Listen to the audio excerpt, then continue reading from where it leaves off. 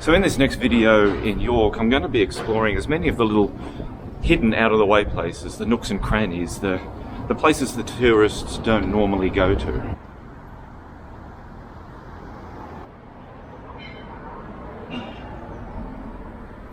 Now, of course, doing a video such as this really is not for the locals because they already know these places.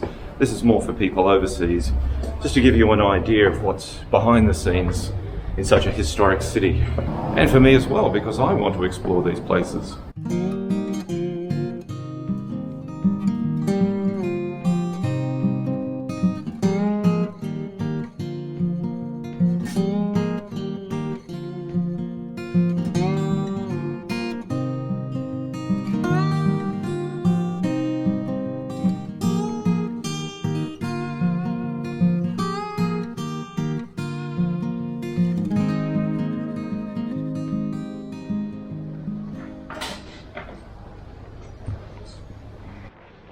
Just a little linking alleyway between the shambles and the markets there, and the wall on this house, I hope you can see it, or on this building, is bending out like that. Wow. And it's got this really amazing carved medieval thing here, part of the entrance, but and these big old beams. Look at that.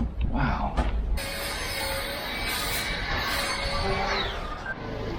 St. Samson's Church, it dates from the 12th century, and this door here is 15th century, so we could say around about 1450 maybe. There we go, it's called Lund's Court, formerly Mad Alice Lane. There we go.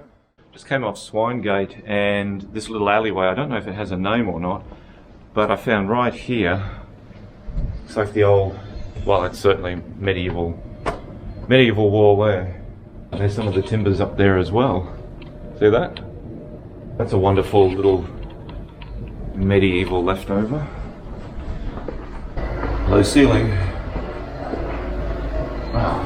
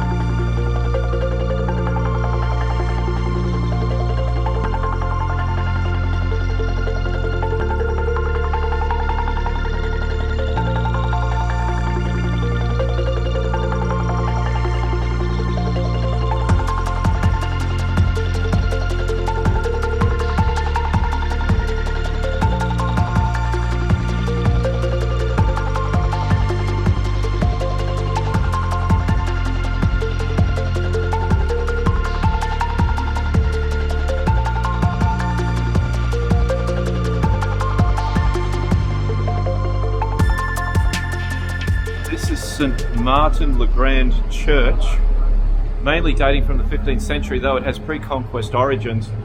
It was pretty much destroyed in World War II, and there's this little, I don't know what you would call it. The sign says it's a garden, but I don't think it rates as a garden. There are bits of graves and memorials here. The church has been restored and it's very beautiful on the inside.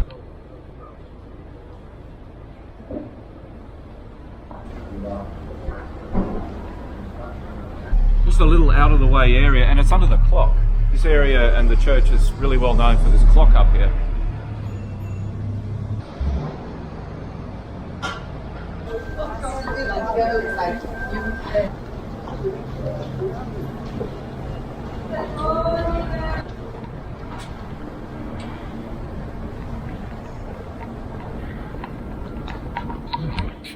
Down the end of this very grimy alleyway here, I don't even know what's being used here. It looks all abandoned, and there's some old stairs leading down to the river just down that way. I'll be able to put that up over there.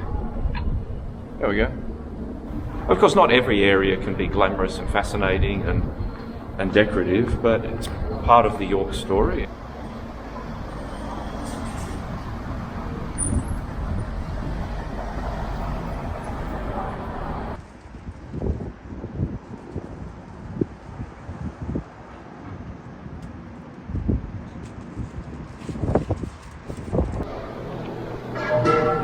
Now this is something I still don't know what it means. It says, no fly tipping.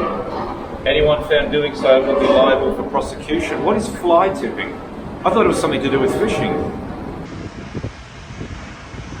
So we have the King's Arms here, and further in town we have the King's Head. So this guy's really got to pull himself together. Sorry.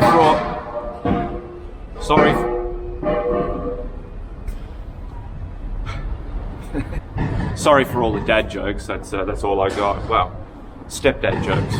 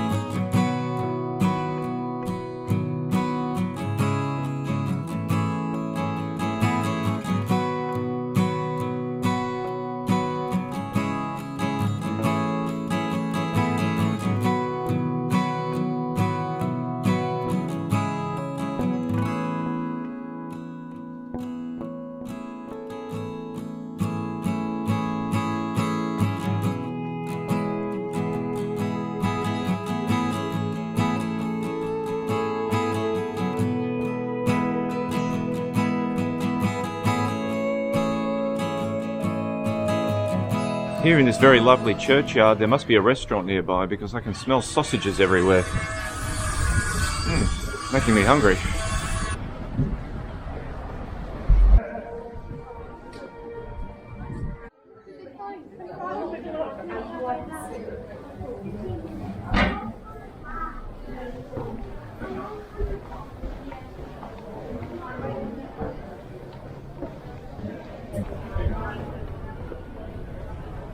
Ooh, wow.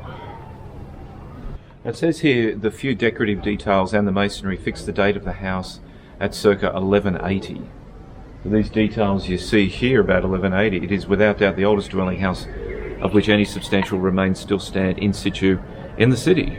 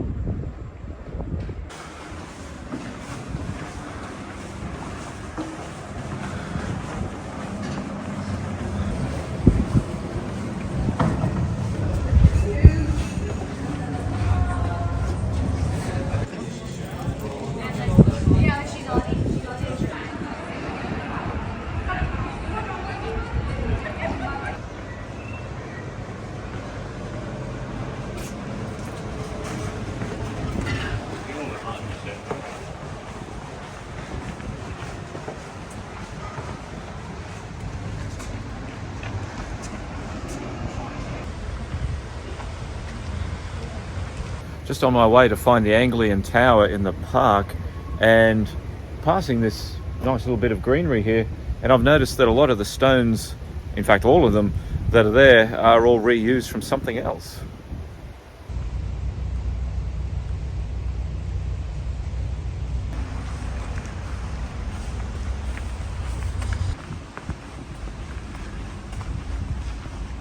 Here's another little gem tucked away in the back streets of York. This is known as the Anglian Tower.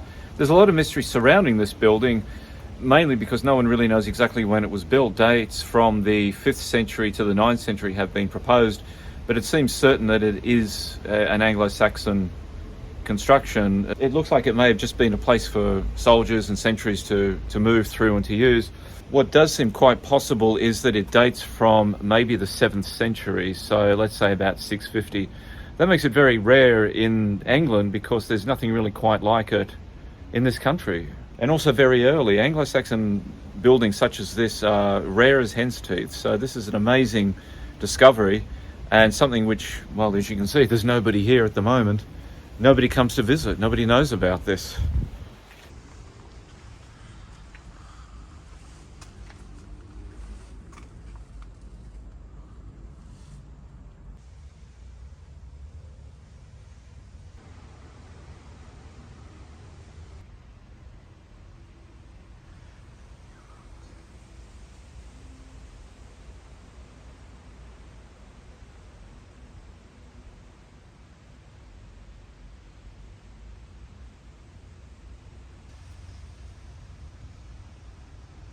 Ah, nuts. I wanted to climb up there.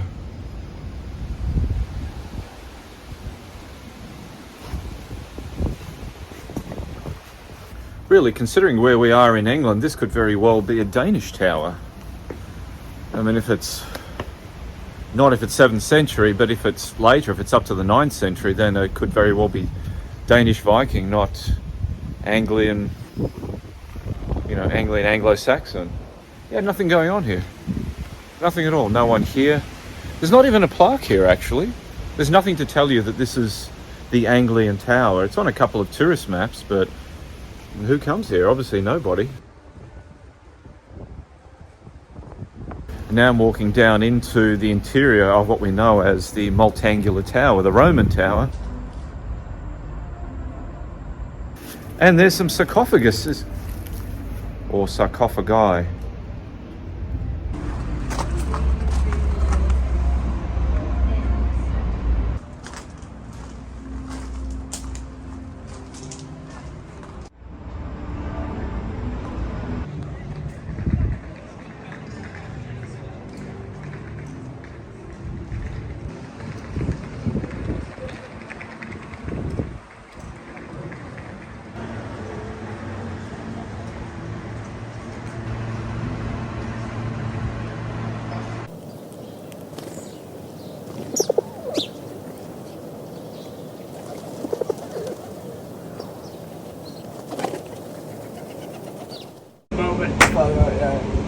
But also, it's cool the fact that he's like a fucking he's like fucking some kind of senator at that point. No, he's an admiral.